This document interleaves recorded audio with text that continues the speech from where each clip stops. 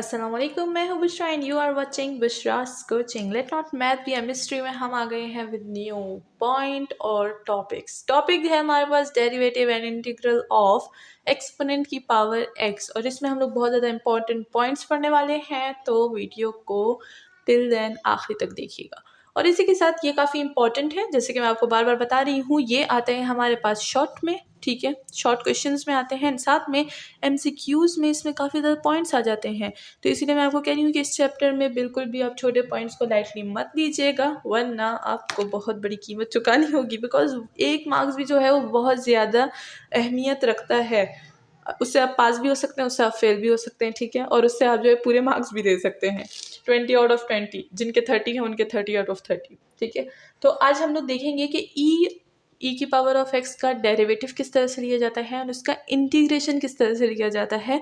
इसके लिए हमें कुछ पॉइंट्स पहले से जानने होंगे, जैसे कि ई की पावर ऑफ एक्स का हमारे पास डेफिनेशन क्या है। डेफिनेशन मैं पहले भी बता चुकी हूँ, अगेन हम लोग थोड़ा सा इसको रिपीट करेंगे। जिन्होंने सिर्फ ये वाला टॉपिक देखना है तो उनको भी, ताकि वो सारी चीज़ें पता चले, बिकॉज हर किसी का ऐसा पूरा पूरा चैप्टर नहीं होता, किसी को सिर्फ ये एक पॉइंट जो है वो मखसूस देखना होता है। तो हम लोग क्या करेंगे, यहाँ पर कुछ पॉइंट्स को दोबारा से रिपीट करेंगे। तो जिन्होंने इंट्रोडक्शन की वीडियोस नहीं देखी उनको कुछ पॉइंट्स का पता चल जाएगा। ई की पावर ऑफ एक्स का डेफिनेशन हमारे पास क्या है, इसकी डेफिनेशन है, ये डिफाइंड हुआ है as a limit of 1 plus 1 by n power of n, ठीक है। यहाँ पर जो n है, ये n जो है ये अप्रोच कर रहा है इन्फिनिटी को, ठीक है। तो जब भी हमारे पास जो है ई की पावर ऑफ एक्स की बारी आती है तो हम लोग ये चीज़ यूज़ करते हैं। अगर आपको इस चीज़ के बारे में बिल्कुल भी आइडिया नहीं है तो आप देख सकते हैं chapter number 11 sequence and series का चैप्टर है, जिसमें हम लोग ने इसके थ्योरम्स पढ़े हुए हैं, ठीक है। तो आप वहाँ से काफ़ी ज़्यादा आइडिया ले सकते हैं। वहाँ पर एक इसका प्रॉपर थ्योरम है, ठीक है। कुछ सॉल्व थ्योरम पहले से होते हैं बुक में, टेबल्स में अक्सर आपने देखा होगा, तो ये भी वहाँ पर ही एक सॉल्व थ्योरम है। और आज हम लोग इसका डेरिवेटिव लेंगे, ठीक है। तो डेफिनेशन तो इसकी काफ़ी सिंपल है। नाउ चलते हैं, देखते हैं इसका डेरिवेटिव किस तरह से लेंगे।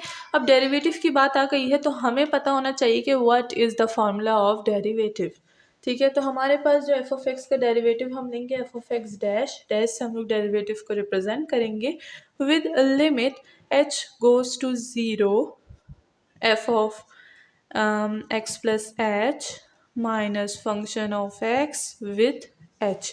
अब ये जो है हमारे पास क्या है, ये हमारे पास एक जो है उसको हम लोग बोलेंगे जनरल फॉर्म है डेरिवेटिव की, ठीक है। ये तो आप काफ़ी छोटे लेवल्स पर पढ़ चुके हैं कि डेरिवेटिव की फॉर्म क्या होती है, limit h goes to zero function x plus h minus function of x with division of h, ठीक है। अब यहाँ पर हमारे पास जो एच है वो क्या कर रहा है, ज़ीरो को अप्रोच कर रहा है, ठीक है। तो चलिए देखते हैं कि आगे इसमें हम क्या करेंगे। सबसे पहले सब्स्टिट्यूट करेंगे हमारा जो फंक्शन है। फंक्शन क्या है, फंक्शन है ई की पावर ऑफ एक्स, ठीक है। तो हम क्या करेंगे, सब्स्टिट्यूट करेंगे। सबसे पहले स्टेप में हम लोग जो है डेरिवेटिव का फॉर्मूला बता देंगे, एंड देन हम लोग क्या करेंगे, सब्स्टिट्यूट करेंगे, सब्स्टिट्यूट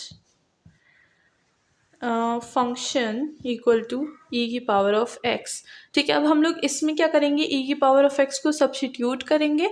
हमारे पास क्या आएगा, हमारे पास आएगा function equal to limit h goes to zero e की पावर। अब फंक्शन ई में है, ई की पावर क्या चली जाएगी, एक्स प्लस एच हो जाएगी, माइनस फंक्शन एक्स है तो ई की power of x divided by h as it is, ठीक है। अब यहाँ पर हमें बहुत ही साफ साफ दिख रहा है कि यहाँ पर ई की पावर ऑफ एक्स दोनों में कॉमन है, तो लेट्स टेक दिस कॉमन।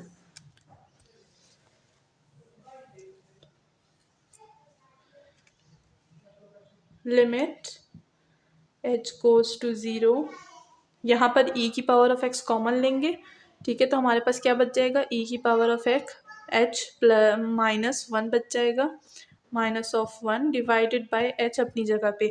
अब यहाँ पर एच की बात हो रही है, बट ये है ई की पावर ऑफ एक्स, तो हम क्या करेंगे, ई की पावर ऑफ एक्स को लिमिट के बाहर निकाल देंगे, बिकॉज इस पर लिमिट अप्लाई नहीं होती। तो ये क्या हो जाएगा, हमारे पास ई की पावर ऑफ एक्स बाहर हो जाएगा, limit h goes to zero e की power of h minus one by h, ठीक है। हमने क्या किया, हमने ई की पावर ऑफ एक्स को बाहर निकाल दिया, और साथ ही अंदर हमारे पास क्या रह गया लिमिट में, e की power of h -1 with division of h। अब अगर हम यहाँ पर पॉइंट्स को देखें तो एक पॉइंट है हमारे पास कि h जो है वो 0 को अप्रोच कर रहा है, ठीक है, ये रहा साफ हमें दिख रहा है। और अगर हम लोग दूसरा पॉइंट देखें e की पावर ऑफ h हमारे पास किस चीज़ को अप्रोच करेगा, 1 को अप्रोच करेगा। एज वी नो e की पावर अगर 0 होगी तो वो हमारे पास 1 के इक्वल होता है। तो आपको ये चीज़ पता होनी चाहिए। अब ये भी जो है MCQs में आ सकता है टू कन्फ्यूज़ यू कि e की पावर ऑफ 0 किस चीज़ के इक्वल होता है, ठीक है। तो यहाँ पर e की पावर ऑफ h को हम लोग दिखाएंगे कि ये क्या कर रहा है, अप्रोच कर रहा है 1 को। तो चलिए आइए आगे पुट करते हैं, अपने जो है नेक्स्ट स्टेप की तरफ चलते हैं।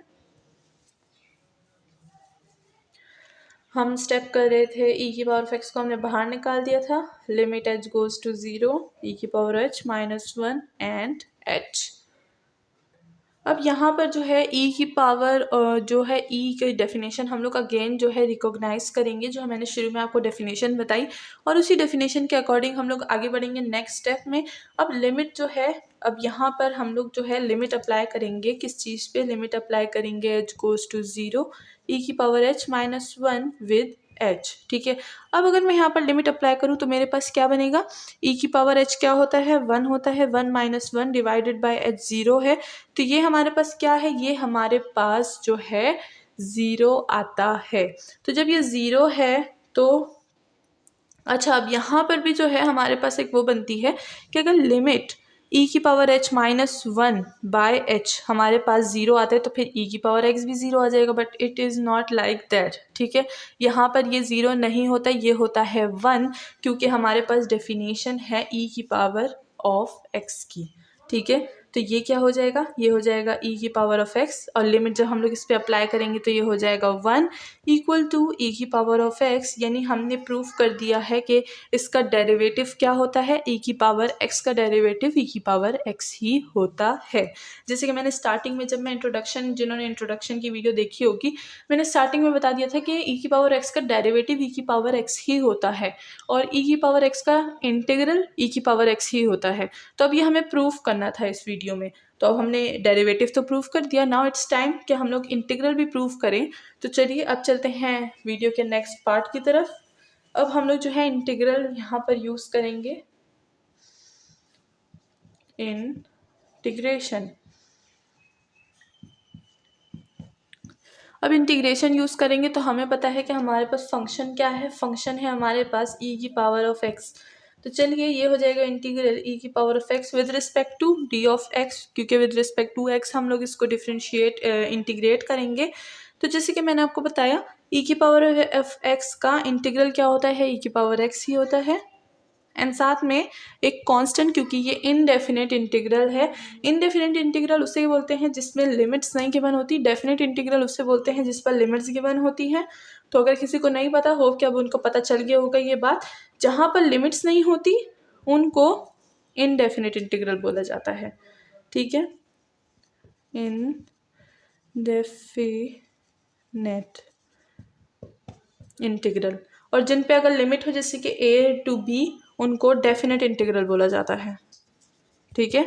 तो होप कि आपको ये बात पता होंगी। एंड साथ में जब इनडेफिनेट इंटीग्रल से कांस्टेंट लगाते हैं, ताकि अगर हमें कोई चीज़ आगे फाइंड करनी हो, कांस्टेंट की वैल्यू फाइंड करनी हो, तो हम लोग इसको यूज़ कर सकें।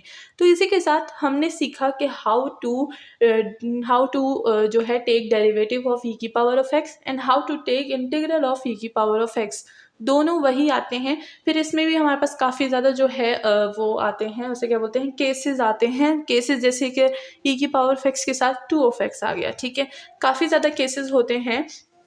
कुछ के बारे में यहाँ पर थोड़ा सा मैं बता देती हूँ, तो अगर किसी को जो है देखना होगा फिर वो नेक्स्ट वीडियो में देख सकता है।